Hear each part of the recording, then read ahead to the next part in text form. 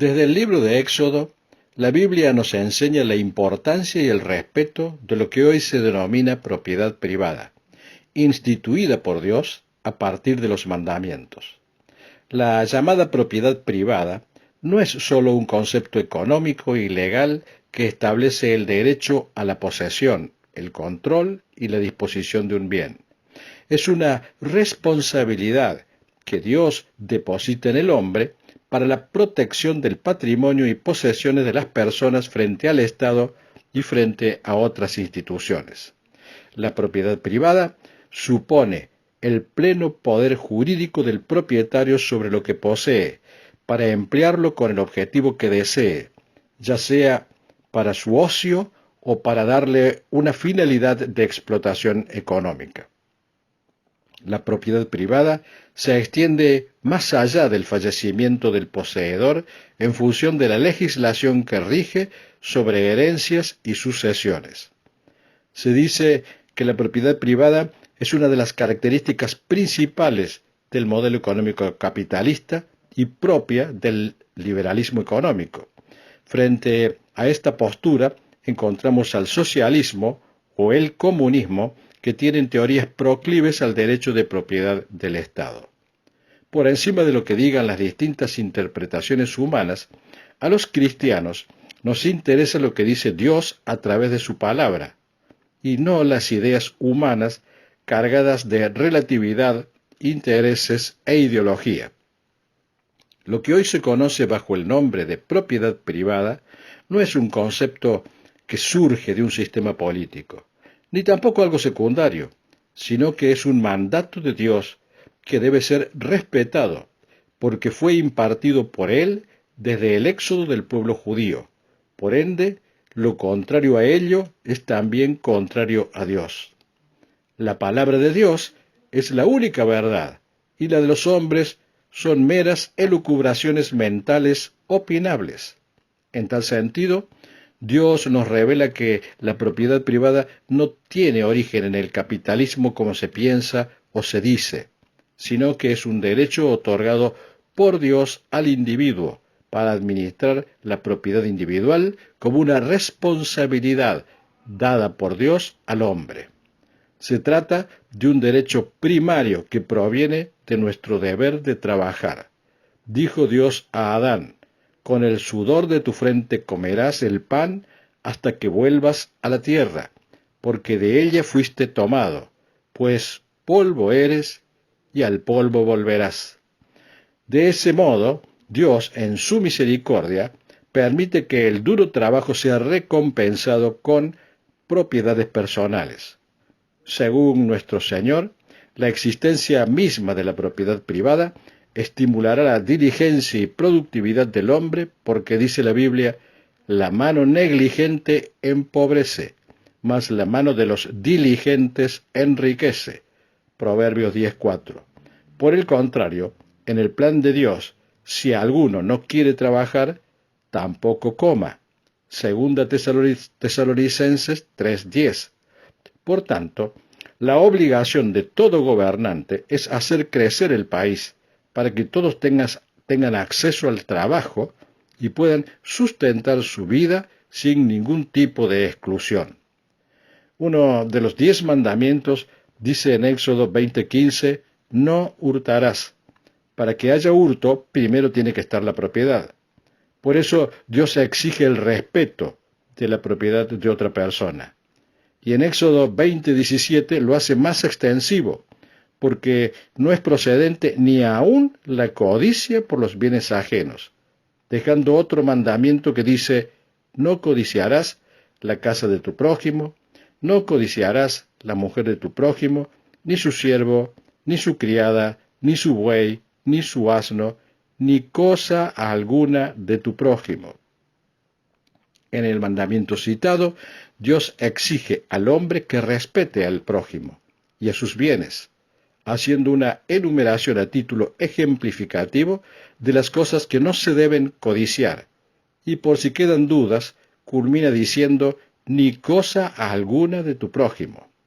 Por tanto, el mandato divino es el de respetar la propiedad personal, y por ende, cualquier violación a ese concepto es transgredir los mandatos de Dios. Estamos en presencia de un concepto que no es económico, político y legal, sino que por encima de eso es una responsabilidad que Dios impuso al ser humano y que el hombre de ninguna manera debe incumplirla. Resulta al menos incomprensible que se induzca a semejante transgresión por quienes dicen ser cristianos, invocando argumentos que tiran por tierra los mandatos divinos. Y más triste aún es que dichas acciones se realicen con el apoyo de alguna denominación religiosa supuestamente cristiana. La Iglesia debe tener por objetivo proclamar el Evangelio para la salvación de las almas sin transgredir los mandatos de Dios, ni mucho menos tergiversarlos. Cuando Adán y Eva fueron expulsados del paraíso, Dios le indicó a Adán, y por ende a toda la humanidad, que para proveerse de su sustento o adquirir sus bienes, el hombre debía hacerlo trabajando, porque cada uno debía ganarse su propio pan mediante el esfuerzo, y que tales bienes pertenecen a quien lo consiguió con el sudor de su frente. Por tanto, es su propietario. El libro de Génesis nos cuenta que murió Sara, la mujer de Abraham, y es sepultada en la cueva de Macpelá, la cual Abraham compra a Efrón el Eteo. Dice Génesis 23:7, y Abraham se levantó y se inclinó al pueblo de aquella tierra, a los hijos de Het. Y habló con ellos diciendo, si tenéis voluntad de que yo sepulte mi muerta delante de mí, oídme e interceded por mí con Efrón, hijo de Zoar, para que me dé la cueva de Macpelá, que tiene al extremo de su heredad, que por su justo precio me la dé, para posesión de sepultura en medio de vosotros. Es decir, que Abraham solicita que Efrón le venda la cueva de Macpelá para sepultar a Sara, para lo cual le pide que sea razonable y le ponga un justo precio. No intentó apropiarse de lo que no le pertenecía, sino que pretendió pagar un precio para adquirir la propiedad. La propiedad privada está consagrada desde los mismos inicios de Israel como pueblo de Dios, porque hace a la naturaleza humana de conseguir y conservar lo que logra con su esfuerzo. Es violentar el mandato divino no respetar lo que pertenece a otra persona. Por tanto, es un acto delictivo que ningún cristiano debe cometer, y que mucho menos una organización religiosa debe apoyar. Continúa el relato de Génesis diciendo en 23:16, entonces Abraham se convino con Efrón, y pesó Abraham a Efrón el dinero que dijo, en presencia de los hijos de Het, 400 siclos de plata, de buena ley, entre mercaderes. Y quedó la heredad de Efrón, que estaba en Macpelá, al oriente de Mamre, la heredad en la cueva que estaba en ella, y todos los árboles que había en la heredad y en todos sus contornos, como propiedad de Abraham, en presencia de los hijos de Het y de todos los que entraban por la puerta de la ciudad.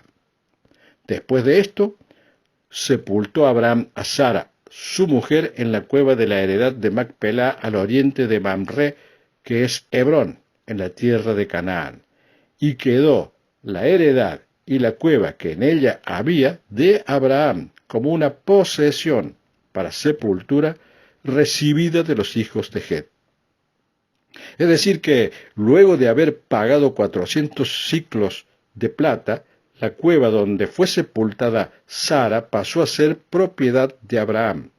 Y el versículo 20 resalta que esa heredad y la cueva que en ella había pasó a ser una posesión de Abraham para sepultura.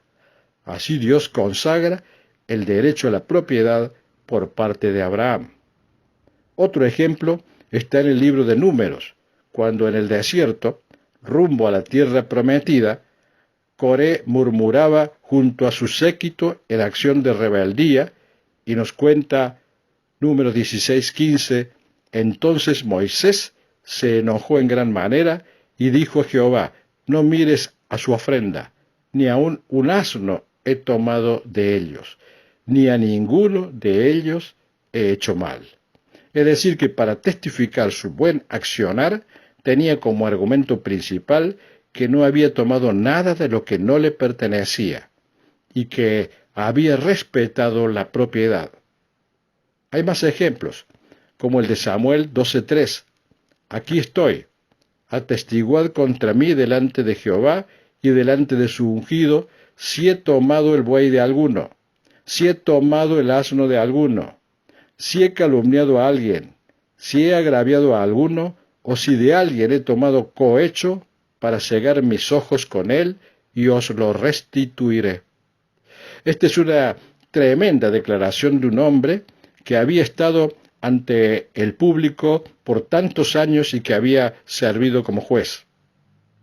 Había tenido muchas oportunidades para enriquecerse, pero nunca cedió a la tentación. Siempre obró con honestidad y respeto por lo que le pertenece a los demás. Es decir, que Dios siempre consideró que la riqueza adquirida honradamente es una bendición.